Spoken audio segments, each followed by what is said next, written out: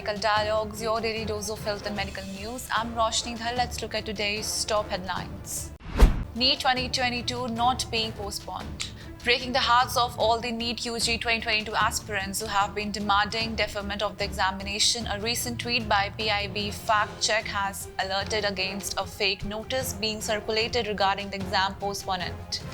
Until now, the aspirants did not get any response from the authorities despite their repeated representation and continuous tweets seeking deferment. However, PIB Fact Check on Tuesday asked the candidates not to believe the rumors regarding postponement of examination, referring to a notice that was doing rounds on the internet and claimed that the examination got deferred from 17 July to 4 September.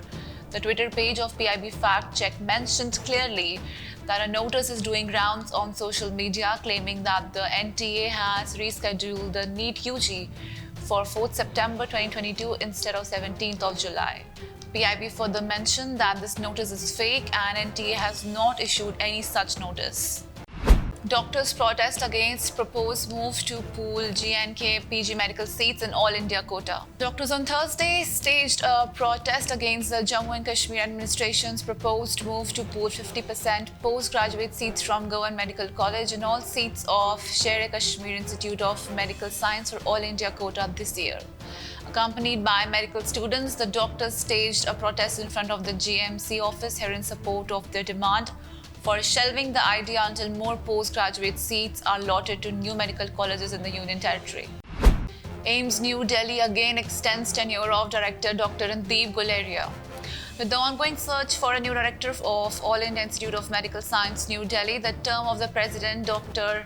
Randeep Guleria, has been extended for another 3 months again, according to a recent office memorandum issued by the Premier Hospital. Dr. Randeep Guleria was appointed as the director for a term of 5 years on 28 March 2017. Before his tenure was to end on 24th March, it was extended by 3 months to 24th of June. The Appointments Committee of the Cabinet, headed by the Prime Minister, met on 20th June seeking a wider panel of names for the post of Director of All India Institute of Medical Science. Couples opting for surrogacy to buy a 3-year health insurance for surrogate mothers.